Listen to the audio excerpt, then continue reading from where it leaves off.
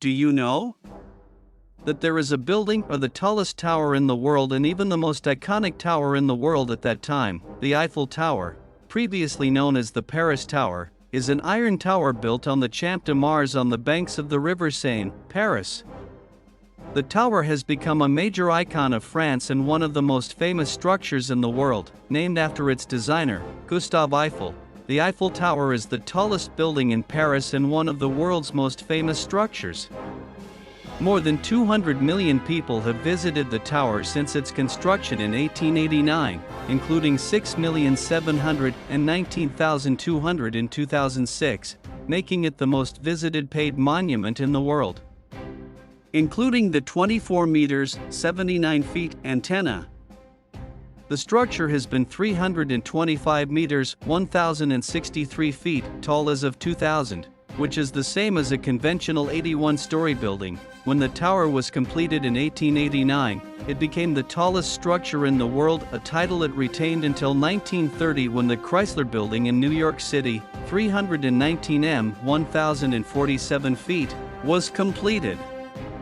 The tower is now the fifth tallest in France and the tallest in Paris, with the second tallest structure being the Tour Montparnasse, 210 m, 689 feet, although it will be surpassed by the Tour Eiffel, 225.11 m, 738.36 feet. The Eiffel Tower's iron structure weighs 7,300 tons while the entire structure including non-ferrous components weighs 10,000 tons. Depending on temperature. The top of the tower can be 18 centimeters, 7 inches, away from the sun due to the expansion of the iron on the part facing the sun. The tower also sways 6 to 7 centimeters, 2 to 3 inches, in windy conditions. As a demonstration of the economics of building, if 7,300 tons of structural iron were melted, it would fill 125 square meters with a depth of 6 centimeters, 2.36 inches, which means an iron density of 7.8 tons per cubic meter. The tower has less mass than the mass of air in a cylinder of the same dimensions, 324 meters high and 88.3 radii. The tower weighs 10,100 tons compared to 10,265 tons of air. The first and second levels are accessible by stairs and elevator.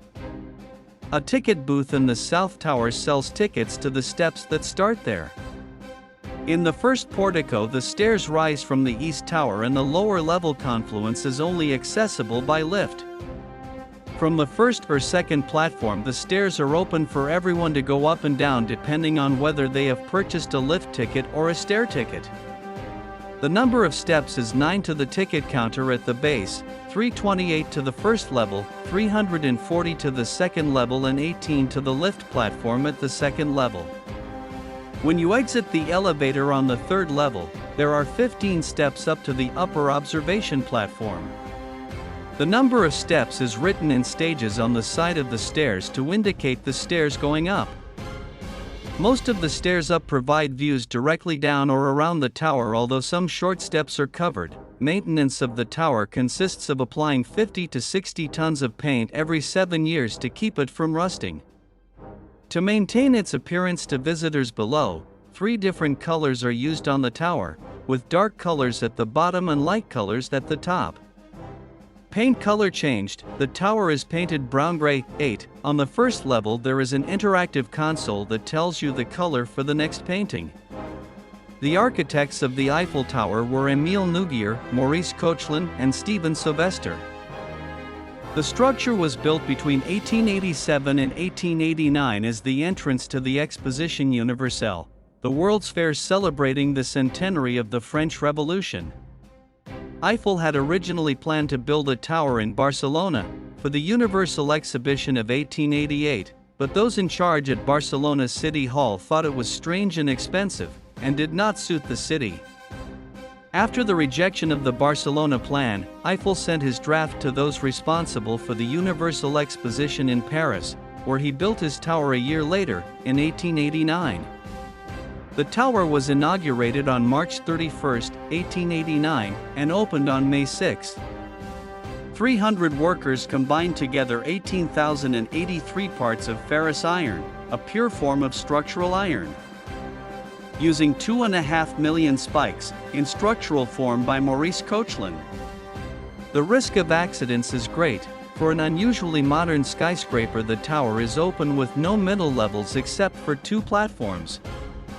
However, because Eiffel took a cautious stance, including the use of moving platforms, auxiliary rails and screens, only 1 person died. This tower received various criticisms from the public when it was built, calling it annoying to the eyes. Daily newspapers were filled with critical letters from the artistic community in Paris. One of them was included in William Watson's U.S. Government Publications Office publication of the Paris Universal Exposition, Civil Engineering, Public Works, and Architecture of 1892. And for 20 years we see, stretching across the city, still lived by the geniuses of centuries, we see the shadow-like expanse of black columns built of nailed iron plates. Signatories to this letter include Messonnier, Gounod, Garnier, Jerome, Bouguereau, and Dumas. The novelist Guy de Maupassant, who hated the tower, ate lunch at the Tower restaurant every day. When asked why, he answered that it was the only place in Paris where you could not see the tower. Today, it is still considered a striking piece of architectural art. One of the Hollywood film clichés shows the view from the window of Paris, which always shows the tower. In fact, since the restriction on building height in Paris to 7 stories, only a few tall buildings have a clear view of the tower. The Eiffel Tower had a permit to stand for 20 years, meaning it had to be dismantled in 1909, when ownership was handed over to the city of Paris. The city had planned to tear it down, part of the original contest's rules for designing a tower that would be easy to tear down, but after the tower proved profitable from a communications standpoint, it was left standing after the permit expired. The military used it to organize Parisian taxis on the front lines during the First Battle of the Marne. And it became a monument to the victory of that battle. When the tower was built, many people were surprised by its challenging shape. Eiffel was criticized for this design and was forced to try to design something artistic, or artless in terms of perspective, without any desire to build.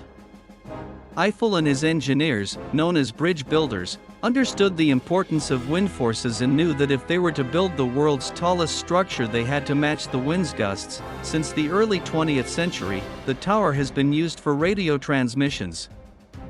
Until the 1950s, a collection of tower cables stretched from their confluence to end at Avenue de Suffren and Champ de Mars. They are connected to a long-wave transmitter in a small bunker. In 1909, a permanent underground radio center was built near the South Pillar and still exists today. Citation needed. On November 20, 1913, the Paris Observatory, using the Eiffel Tower as an antenna, sent wireless signals to the United States Naval Observatory Center using antenna in Arlington, Virginia. Transmission object for measuring the longitude difference between Paris and Washington, D.C., measuring the difference in longitude between Paris and Washington, D.C. The tower has 2 restaurants, altitude 95, on the first level, 95 m, 311 feet, above sea level, and Jules Verne, an expensive gastronomic restaurant on the second level, with a special elevator. This restaurant has 1 star in the Michelin Red Guide.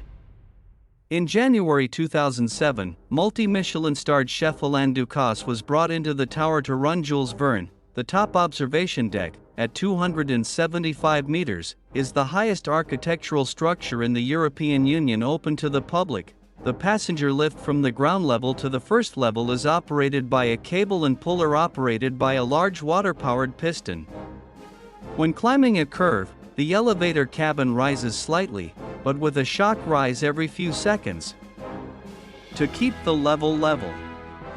The construction of the elevator is shown and open to the public in a museum on one of the tower's 4 pillars. The Eiffel Tower still stands strong today, and we can still see it every time we enjoy its beauty in the city of Paris, France. That's a review of the Eiffel Tower in Paris, France.